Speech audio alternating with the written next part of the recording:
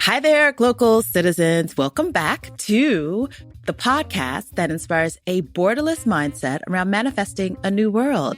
And happy New Year. 2025 has arrived. You know, there's so much change and rearranging in the world. And it's quite curious because more recently I've started to recognize that a lot of the typical ways that we kind of say, oh, it's a new year and all those things. You know, January is the dead of winter. Nothing's really growing except for in the Southern Hemisphere. But it's the time that we're, you know, in this renewal phase. So I guess because the calendar is starting, we can say, yes, it's a new start. But increasingly, I'm starting to really think about the spring as the new year. If you just think about when so many different renewals happen, it's just something to think about, folks. All the same, happy 2025. We are set to have an awesome year of just new experiences with new guests and around the world. I'm excited for more salons, and I'm excited to speak with my guest this week because a lot of what he's working on is imagining a new future, and it's a way of thinking about new things. And so I'll get to his bio. He is an actor, producer, and casting director. He has starred in films and series like the Tribeca Film Festival award-winning film Children of the Mountain, Champagne, Men Don't Cry, The Cursed Ones, and the world #1 Netflix original sci-fi TV series Away, starring Hilary Swank and Josh Charles. His production titles include Children of the Mountain, America Fuo, and the Batu, B-A-T-U project, Adam the First, which we'll talk about in depth in this conversation. As casting director, his projects include Freetown, Paradise, and Children of the Mountain. And in addition, he is also an IT consultant, so there's that entrepreneur coming out in there, and an enstooled chief in Ghana's Volta region. Agbeko, Bex, Mortty, welcome to the podcast. Thank you very much. I'm pleased to be here. Welcome, welcome, welcome. Yeah, and I'm pleased to be in 2025 too. I know, right? We do have to give thanks. Sure. Yeah, there's a lot of that. So I'm coming to you from a cold and snowy day in London, and my guest is coming to you from another place. So let's find out, where are you from? Where are you local? And what is your craft? Okay. Where I'm from is, I guess I'm a Glocal. Yes.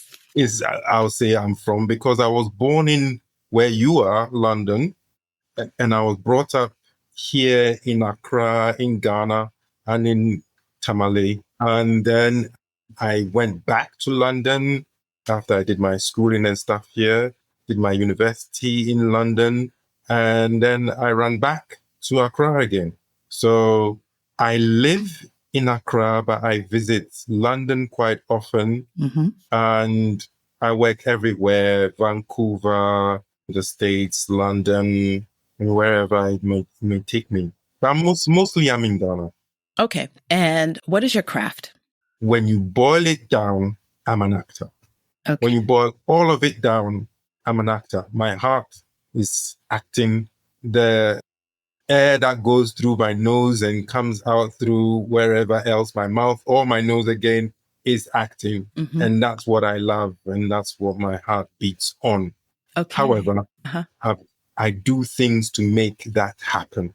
And one of them is IT consultant. Mm-hmm. The other one is producing and casting directing. Mm-hmm, mm-hmm, mm-hmm, mm-hmm.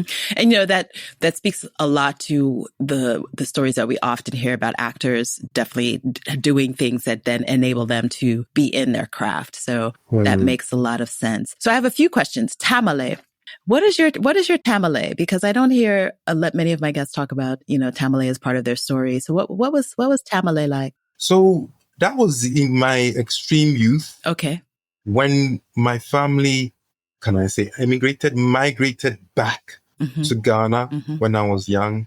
Then I went and lived in Tamale for about 4 or 5 years. That was very interesting because I picked up the language there. I really mingled with the people. Sometimes I was even translating for my family with the local people and stuff like that. And it was interesting, you know, there were some streams and rivers we used to just be free. It wasn't as developed as it is now. Yeah. So we were doing farming over there. We were rearing goats and sheep and stuff. And it was a really interesting, nature-filled young life. Yeah. So I really enjoyed it. And then I came back to Accra to go to some bourgeois, what they call it, primary school.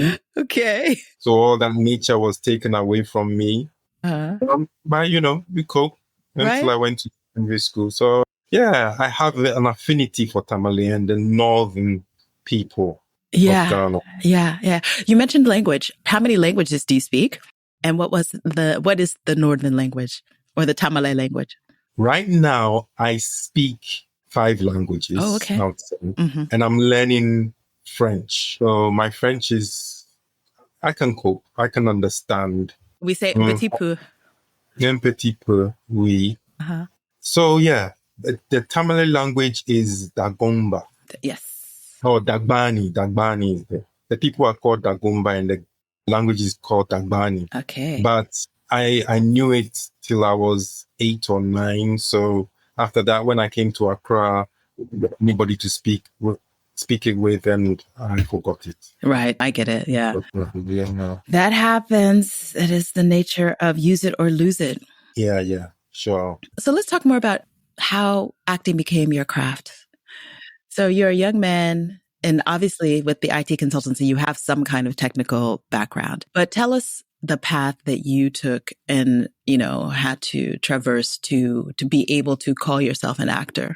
Okay. So growing up in Ghana, I left Ghana to go back to the UK when I was 17. So I had been doing cultural stuff, dancing and stuff like that. I never knew anything like acting as a profession or something that you do growing up until that point.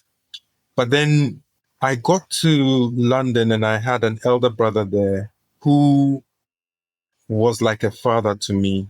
He kind of arrested me at the airport the day I dropped and said, "You have come into this world where there is a whole racial dynamic. So I need to empower you to be able to deal with what you're about to face in this place."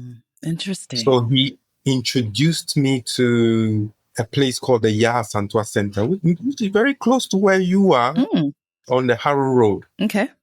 Yeah.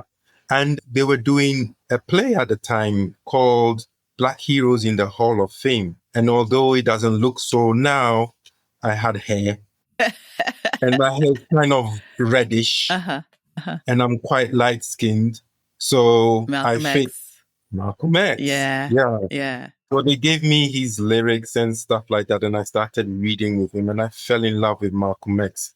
And I went on stage and I embodied Malcolm X. And I just loved it. And from then, I was in love with acting. That's where it started. Nice. I can totally see it. Yeah.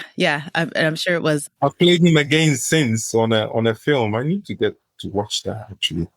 Yeah. Okay. You've played other, Black heroes recently. Yes. I've even played a white man. Yes, exactly. Right. That was the play. Was that the play? That was the play Nkrumah of Africa. Nkrumah of Africa. Yes, that's the one I saw. And that was my mistake because the Nkrumah, I was remembering that you were the lead. I mean, your performance was, stellar, and you played a white man. You did. Yes. I did. Yeah. Yes. Very interesting. The governor at the time of, what they call it, at the time of independence. Yes. It was very interesting. Very interesting. I read the whole book the governor had written before playing it, and it's really revealing about our mindsets and everything. Yeah? Tell us more, because he was a white Englishman and he's writing about his transition in the age of independence, right? Yes. And being there. It's really interesting. It's like because he was part of the service, the colonial service. So he served in Nigeria before he came to Ghana, and he moved up the ranks, and then he became the governor of the territory. So it's like how they see us and how we see them, and how they, you've got people who will be carrying him, taking him around, through the bushes when they travel long distances. And, when he started, he was probably about 20 or 21. So he's like a young man having to rule over a whole territory of Black people.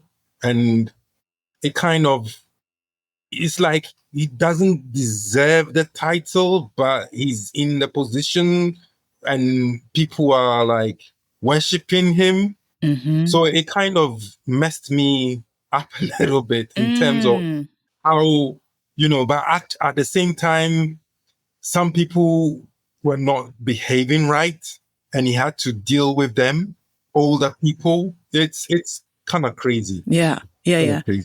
Yeah, I can imagine. And that story was rampant throughout colonial West Africa. You had these young, I guess, pioneering, white colonists that were like you said, a little bit out of their depth. And so a lot of the cues that they took were not necessarily relevant to being a leader, but being, interesting. And they were making it up as they go along. Right. Interesting. And in some ways with impunity, but kind of justified impunity. It's really strange. It's very difficult to compute and to really, rationalize it all. Right. Because, you're reading him and you're understanding things from his point of view because he's a young person. Right. Let's not forget, this is a young person who is out of their depth. Right. Right. In a really, really strange land that looks nothing like they've been before. Yeah. But they are having to lead these people and make decisions and put people in prison. All of this. It's strange. Yeah, it's mind-boggling. And it really speaks to now the way that we understand democracy as Africans, right? Because we came under this system, and even though we had independence, we might have understood, I think that the legacy of the institutions that remained once the situation changed still kind of left that scar, so to speak, on how we recognize, how we govern ourselves and think of leaders in a way that's different than what our chieftaincy, and I want to talk more about chieftaincy, our chieftaincy would have left us with. Yeah. Interesting. Yeah. Okay. So you played this role, and it makes me think about going back to your youth and coming to the UK and having a big brother that said you're now in this new space and recognizing that it's a real transition from being in a place that's only Ghanaians and coming and understanding Europe, the UK as a young Black man. So how was that experience, especially building an acting career in the UK or in Europe, just generally as a youth?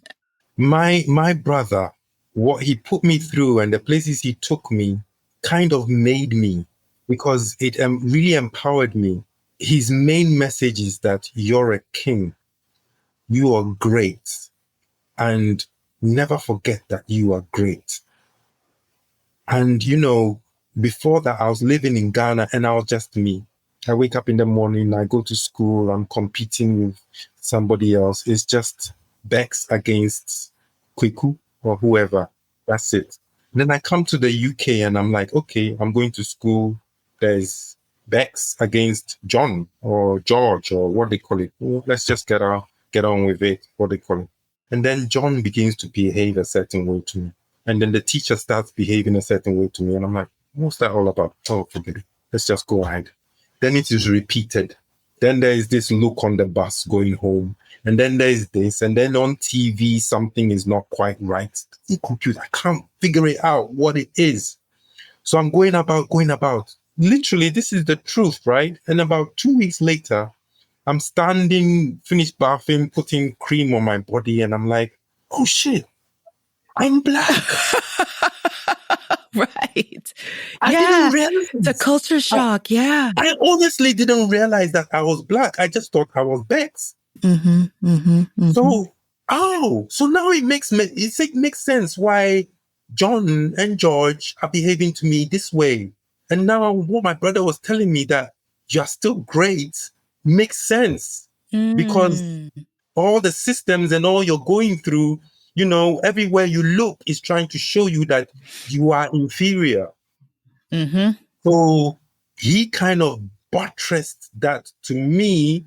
And then, playing Malcolm X and all those kinds of things, and being in Black Heroes in the Hall of Fame, and thinking about Mansa Musa and all these things, our legacy of chieftaincy and royalty and all of that helped me allay some of these things that were trying to bring me down and make me live as every day as a Black man rather than just Bex.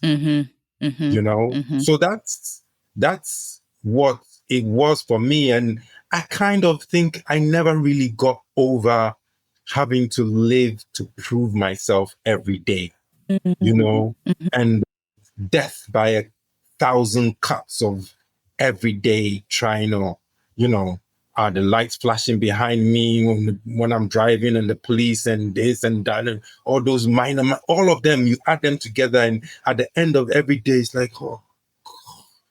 And then the next morning, you're waking up and, go through this again. And that's kind of, I think, what pushed me to come back to Ghana and live here. And just be me again. And be free again. Right. And, what they call it. And I got what I got from there, all the positives that I get from the UK. Every now and again, I need relief from... Yes, I know. So I'm back over there, and,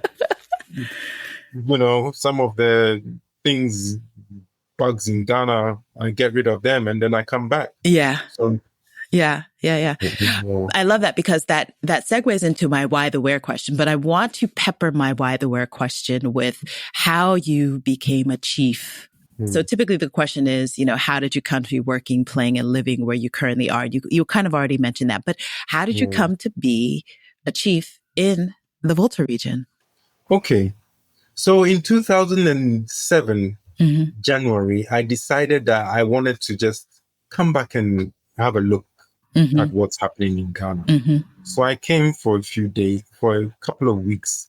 And then when I went back on the 20th or so, my dad had gone in for an operation and he never recovered, and he died in February of that. Yeah, I got back on the 20th of February or something, and he died a week later or so. So having just been to Ghana, he wanted to be buried in Ghana. So I was familiar with what had happened. So I decided to be the one to lead, even though I had 6 other siblings. I decided to be the one to lead, taking him back to the village. And that's how I got reacquainted with the people in my village. Growing up, my dad didn't really often, if at all, take us to our village or our town. And where is that? What is the name of it? It's called Bledi. Bledi. Bledi is in Hohwe municipality. Hohwe. Okay. Yeah. Okay. And we have Ghana's tallest mountain in our village. So a lot of tourism. Yeah. Stuff. Yeah. So, and then I started reconnecting with my extended family and the person who became my predecessor. I had met him a number of times in London, and several times when he comes to London, my dad would call me and I'll be busy somewhere, and he would say, no, drop wherever you're doing. Come and meet our chief. I didn't know, but they were grooming me. Interesting. Okay. And it's when he died and my predecessor died and I became the chief, that one of my aunties came out and told us that that's what they were doing. Oh, wow. Yeah. And I don't know how they knew I was going to move back to Ghana or whatever. But I think they I knew. came, somehow they know these things. Yes, they So do. Uh-huh. I came back, and in 2013, my predecessor passed away. Okay. And even when I came back, my predecessor was really close with me, really telling me so many things, pulling me to him, talking to me a lot and stuff like that. All that while I was oblivious. I was still oblivious, you know, to it all. Yeah, you're just like, But oh, this is my uncle. He's just being yeah, good. Yeah. so, Mm. but I'm a good listener. I've learned over the years to Mm. listen. Mm-hmm. So whenever anyone is talking, I always learn how to shut up and listen to what they're saying. So I understand. I always live by this mantra that you need to understand before you're understood. Mm-hmm. You know? Mm-hmm. So I try and practice that quite a bit. So I took in a lot of what he was telling me, and got the information down in me. Mm-hmm. So then when he passed away, they have this process where the heads of the family have to present 3 names to the other chiefs. And Like they in the choose, region, the other yeah, chiefs in the in town. the town. So there are other chiefs in In the the town. town, but So I then had a chief. but then you are the one of the chiefs, or how does it? I am one, yes, I am Okay. one of 10 chiefs 10. there. Okay. Yes. Mm-hmm. Well, two queens and Okay. 8 kings. Okay. So there is one who is the paramount chief, and I'm Right. a divisional chief. Okay. Got it. Mm-hmm. Mm-hmm. So I'm kind of the war chief, you know. Mm. So they present that name to the rest of them, and they choose one, or they say, take all the 3 away, bring us another 3, Mm-hmm. separate 3. And they can do that 3 times. If they still don't have the person they want, then they choose any male from the whole family. Mm. Mm-hmm. So it seems like they went for me on the first 3, Mm-hmm. and that's how I became chief. Mm. Okay. And so when you said that you're the war chief, and I think it's probably just more symbolic than it is literal these days. Yeah. What are, But if there's a war, I will fight. okay. That's the grooming, right? So that's part of the training that you have. If it comes down to it. So tell us about what the role is now. What the role is now. Yes. It's kind of complicated. But it's mainly like trying to influence people to doing good and trying to resolve issues, trying to be a positive influence in the society. Mm-hmm. Yeah, that's what on a high level I'll put it down to. Yes. Sometimes it boils down to little things, little disputes and stuff like that. But I think it is lobbying for I take it as lobbying for your community. Which makes a lot of sense. I have a friend, he's been on the podcast, and he has been, I'm going to say, silently lobbying for us to scrap our parliamentary system. And he is an advocate of a chiefdocracy. And the reason being is because Ghana is a country of villages. As much as we have our bigger cities, it is a country of villages. And so what you're speaking of is what I think many Ghanaians relate to in terms of leadership. So as you said, moving people along, lobbying for their well-being and all of those things. That is a role that people are very familiar with the chief structure. And then you then have our quote unquote democratic system that asks us to elect a parliamentarian and a president, typically not from where we are, that doesn't necessarily do that grassroots work to bring the people along and understand what it is that they really want and what they really need. And so what are your thoughts on how we transition our traditional leadership, because it is meaningful, into a more meaningful overall governance of the country? In last election, the one just passed. Yes. I listened to Dr. Mahmoud Baumia when he came to our area. And he spoke a bit about this, about bringing on the chiefs into governance in the country. And I think that it's a positive thing. I don't know how the eventual winner, who is being inaugurated as we speak. Yes, right. Yeah. John Dramani Mahama sees it. But I think the middle is always the way. I think there is space for a midway between the two of them, because imagine if like you get a chief who is not functioning Yes, and exactly. is Exactly. damaging. How Exactly. do you call them to account? Right. Right. You know? And that you say that, and not to interrupt you, because of the way I was very curious about how you were brought on as a chief and how they were mentoring and grooming you, because I feel like that in itself is a lost art in many of our local traditions as well. So you were groomed, and there's definitely things that were part of what it meant to be a chief. And I think that that's missing even in what it means to be a politician or a leader. So Yes. I hear you on that. Yeah. Yeah. Yeah. Mm-hmm. Yeah. The middle is the way somehow. And really just taking a self-assessment of how do we groom people that we want to lead us. Yeah. We need to impart certain Values. qualities Exactly. and values, Mm-hmm. certain things like the listening, like, Excellent skill. Mm-hmm. yeah, like for me, I think knowing that at the end of the day, every single person is human and has value. And the fact that you have reached a certain level doesn't make you less human, and above anybody else or below anybody else, Yeah. and to take that seriously, to be able to listen to anybody, the smallest kid, the drunk, the crazy. I mean, there was a crazy person in our town who was always walking around making jokes and saying all kinds of things, what they call it, and nobody kind of pays attention to him. But when I paid attention to him, I learned so much. Exactly. Yeah. Yeah. Every voice counts. The drunk, the kids, and the angry tell the truth. It's true. It's true. Well, we won't solve it today, but at least we're thinking about it and putting it out there. Yeah. So, you're kind of speaking about another piece about being in the village and hearing from other people. So I want to ask you about your Glocal speak.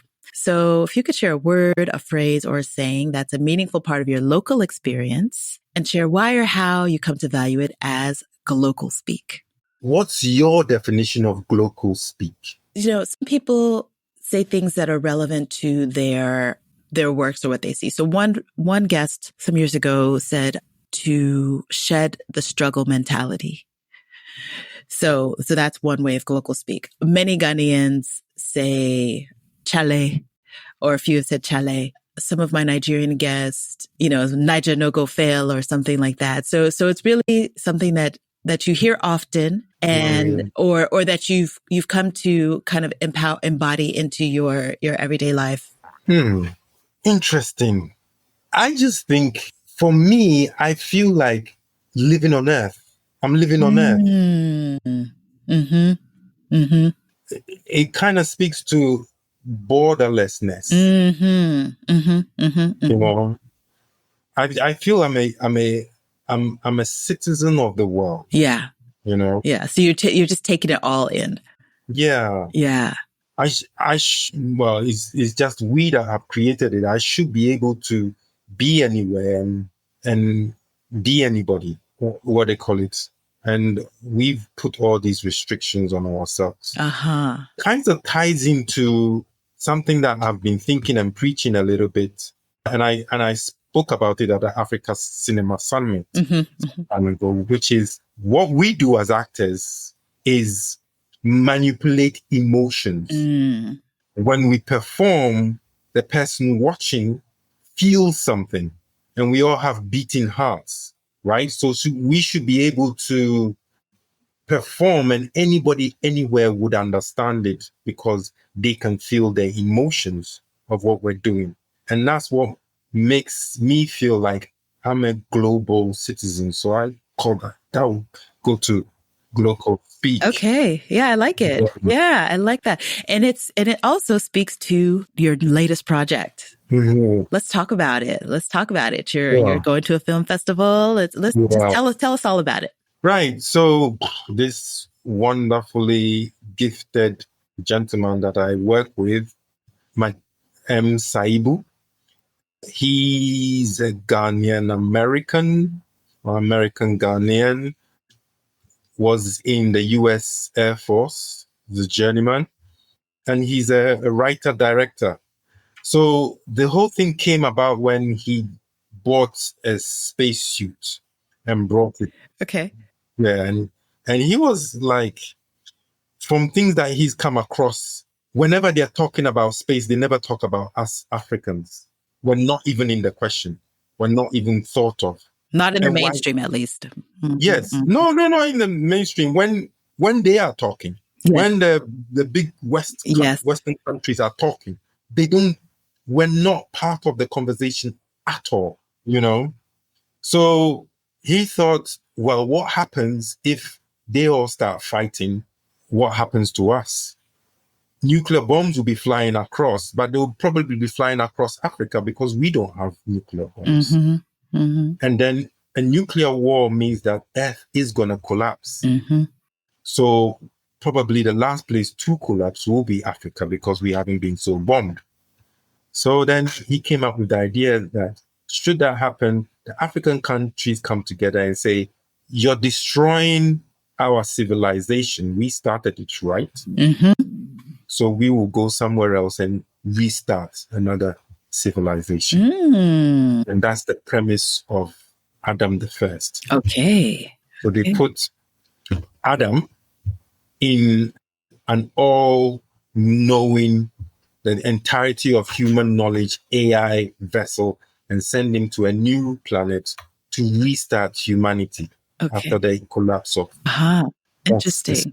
That's the story. Oh, I love it. I love it. I love it. So tell us how you came to the project and just getting it done, because there's not a huge sci-fi market genre in Ghana. And, you know, I remember, I think we were both at a competition, and I'm not sure if this was the project you were presenting then, but I just remember hearing about it then. And I was so in love with the idea of like, oh, we need Afrofuture, because that's something that I'm very committed to as well, because I think that is going to inspire young people to think a different Africa and imagine a different world. So how did it come together, just from the technical aspects of inception to getting it into festivals? It's been a long journey. Yeah. Because we haven't wanted to compromise on the quality as much as possible. Mm-hmm. So that has made it difficult for us to get it to where it is now. Mm-hmm. However, we are happy where we've gotten it to. Yeah. So getting it together, we just had to fight, scramble. Yeah. We were lucky some places. Someone gave us some money, not a lot, but we were able to stretch what we got to be able to do certain things. And for some time, I don't know if it was the pitch series that we were that was it. part of. Yeah, we thought we would get something out of that. But yeah, we all did. Turned out, I mean, I don't know what they were trying to do with that. Yeah. So that kind of held us back too for a while. But we had some excellent people, great people who came together. They saw the dream, they saw what we wanted to do, and they were willing to work with us to put it together. You know, people like our designers, you know, Psycho Brown, Naf, who did the costumes and stuff like that. You know, what do you call it? Mr. Bomita, who was our cinematographer. And it just came together, like having worked with different people while I'm going on different sets. You notice someone who has a certain, you know, ethic that is not common amongst us. And you know that person down in your mind. So you go. And when you're about to do something, you're like, I want that person from there and that person from here and that person from that person. You bring them together and then it's all fire. Nice, you know? Nice. So that's how we were able to do it together. Then the other thing that took so long was doing the VFX. Right. Right. That's what I can imagine because you filmed it in Ghana, right? Yes. Yes. So in Accra, all around, So there's a place in the outskirts of Accra called Sigi, okay. and there's Yes. some salt fields there. Yes. Mm-hmm. Huge acres of nothingness. Yeah. That looks like an alien planet. Yeah. And we went and filmed there. Okay. Then we also went to the north again. Okay. We went to Bolgatanga, and there's some beautiful, beautiful stone areas there that just look incredible. And then we filmed that there too. And that was like COVID time, just before shutdown. Yeah. So we were like running around trying to get it together. It was just crazy time when we managed to just get back the day before lockdown. Oh, wow. Wow. Yeah. Wow. Yeah. Yeah. So that was stress. That was interesting. Yeah. Stress. And the stress of being a producer, because I'm the producer of the film as well as the lead actor in the film. It's like nothing I've come across before. I can imagine. Now, was this your first production credit on a feature length? Yes. Mm-hmm. I mean, Children of the Mountain, I'll say I kind of co-produced. Okay. I helped Priscilla, I think, a lot. I'm sure she has her own things to say, Yeah. But this has always been on my head in terms of being the producer. Right.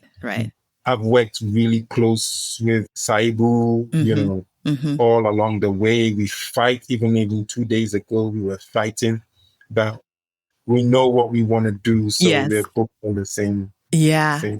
Yeah. Nice.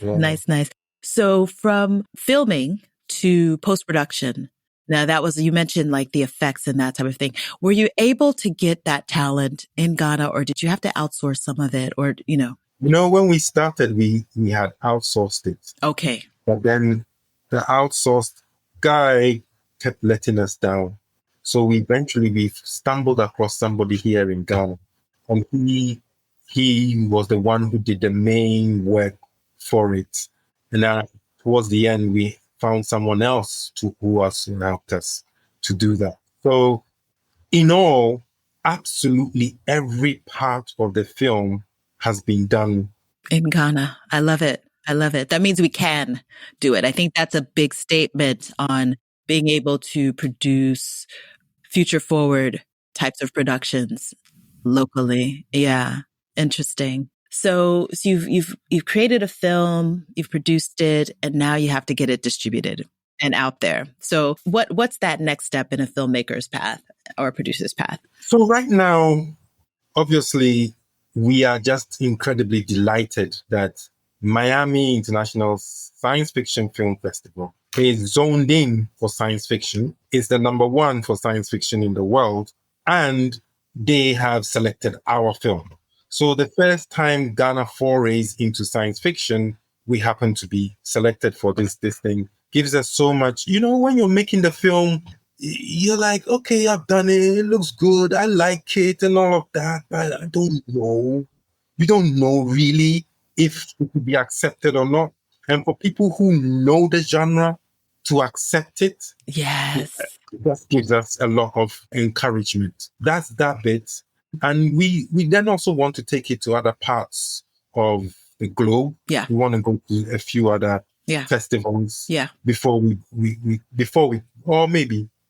come home. So we were looking, maybe soon we'll come home. Okay. Yeah. So is this the world premiere at this festival? It will be the world premiere. Awesome. And tell us the dates so people can look out for it and those listeners in the Miami area. Yeah. So the ceremony is the 18th and the 19th of January, the award ceremony. There will be some screenings on there. We're not quite sure whether ours will be screened during those 2 days. Okay. But they will definitely be screening it. So if you go to mysci-fi.com and keep abreast, I'm sure the schedule will come out soon. Okay. And people will know how to engage and be able to watch the film. Okay. But the 18th and 19th, come to what they call it. It's next to the Hyatt Hotel. Okay. In Miami is where the whole thing is.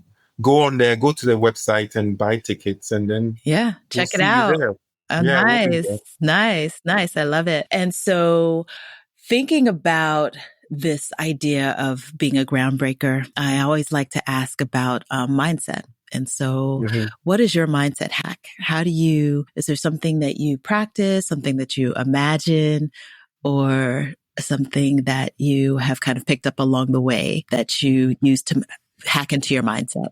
I think innately, I'm always trying to do something that I haven't done before. Not necessarily that hasn't been done before, but that also helps. So I want to make a mark. I want to make my mark in whatever I'm trying to do. Even if it is like sweeping this room, I want someone to walk in and say, "What? There's something different about this." And that's me. I don't know where it comes from. I just want to be able to look back and say there is something different about what I did then that makes it unique to me. I think is uniqueness. That's I want to be unique. And if that uniqueness means that it's unique generally, then yes, great. So, and I always like this thing where you say, you were born to stand out. Why do you want to be like everybody else? And I think everybody can stand out. Yes. So that's what it is. And meeting Saibu and him having that kind of mindset of going into places where it's never, why shouldn't? Why not? Yeah. Why won't we tackle the future? Why won't we be the future? Right. We'll do that. And we have another project that we'll be coming on soon. Yes, it's a series, right? We have a series. Yeah. Yes, that is in the works, but we also have a film that we're working on that's in the works. Okay. Which is also going to be a first for Ghana. Okay, I like it. So I was just about to ask you what's new and next. So what are you looking at in this 2025 and beyond? What's new and next for Bex? Well, we were working really hard on the series, which is called African Electronics. Oh, okay. Kind of like mystical, not I won't say juju, but kind of unexplained phenomena. African unexplained phenomena. Okay. And it's an anthology series, so each one stands on its own. It's kind of in the mold of the Twilight Zone. Yes. Something of that nature that we're working on. And then we're working on a heist movie as well. So that's okay. That's so exciting. We're working on that. I like to hear that because, it's not easy to get films greenlit and moved in Ghana. It is a lot of bootstrapping and all that stuff. But that you are moving on projects, it means that you've found a system that works. Well, let's see how the Batu project plays out. Okay. Then we would know whether we've found a system. Right now, we're just one step at a time every day. Yeah. It goes, Yeah. Yeah. Sometimes I don't even know whether I should call someone or shouldn't, or decisions being made all the time, that's yeah. it. And then once you've done it, then you see, oh, okay, that made sense, how it played out. Maybe we could have done that a little bit different. Maybe we'll try this the next time. So we'll see how it goes. Okay. All right. What is your vision for like the genre across Africa? Because I think that there's, just like I said, I think there's a lot of the sci-fi genre or Afrofuture genre. I think there's a lot of potential there to transform society. And so you being in the industry and mixing with your peers, what is your vision, or what do you see? There was one time when I put on that suit and we were walking along. I think Saibu has a picture, and one kid looked at us and he was like, and he just looked and looked and looked. And that, of all the things both Saibu and myself have done, that was the most satisfying moment of it all. And if people can see this film and be amazed enough to continue to imagine us doing great things, That part. we would have accomplished what we wanted to do. Yeah, I love it. So that's the future for the genre. Yeah. Free us, especially the youth, the younger ones, to imagine being great and doing great things. Because many of the times, that's what holds us back. We don't see ourselves as being great. And that's what my brother gave me. Exactly. You know? Yeah. And a little bit of a personal revelation is that my children, whenever I'm putting them to bed, I ask them two questions. Who are you and what can you do? And they know the answers. The answer is, I'm a superstar and I can do anything. I love it. That's it. And I want African people to know that they're great and they can do anything. It doesn't have to be looking up, seeing a drone and say, hey, Abrofo dear. I mean, swear. Yeah. You know? Yeah. Probably if I went delving into it, I'll find some black person that made that happen. Part. Exactly. But that is never said. And we are always assuming all great things come from outside of us, the other melanin deficient. No, we are great. And we should expect great of ourselves. I absolutely agree with that. And so you started mentioning putting your kids to sleep. And so we're also curious about who is Bex when he's not working and being an actor.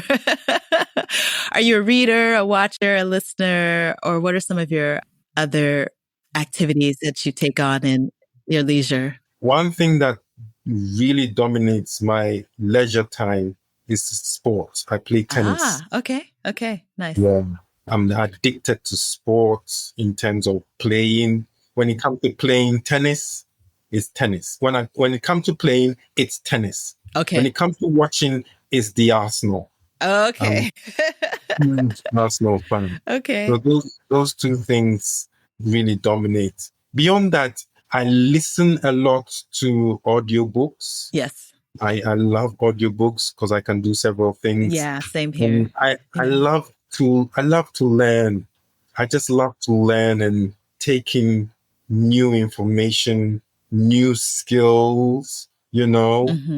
I see myself as young all the time and ignorant all the time. I need to learn. I know I can't do everything. I can do anything, but I can't do everything. You know? So I'm always trying to learn. So those are my pursuits. Okay. So what's the latest audiobook or one that you remember that you would like to maybe recommend?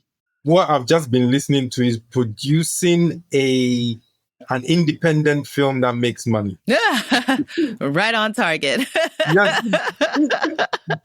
Whatever I get into, I try to study it. Yes. Not just to do it. You know, I try to study, you know, and reading and learning from what others have done is always a good place to start from, you know? Absolutely. Yeah. It's a great practice. Yeah. Okay. So we'll see you on the tennis courts. Where do you typically play? I play at Police Depot in Tessel. Okay. Got it. You play tennis?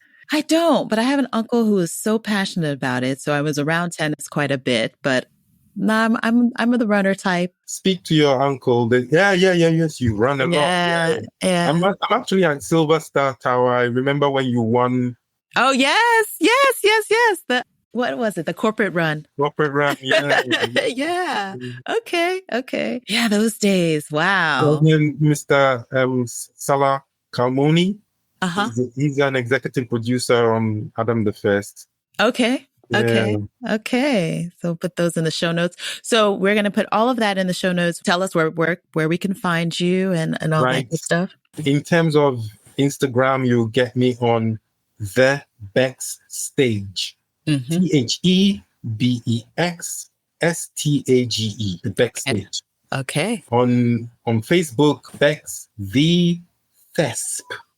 So it's like Bexathesp. Thesp. Okay. All right. Like for Bexathesp.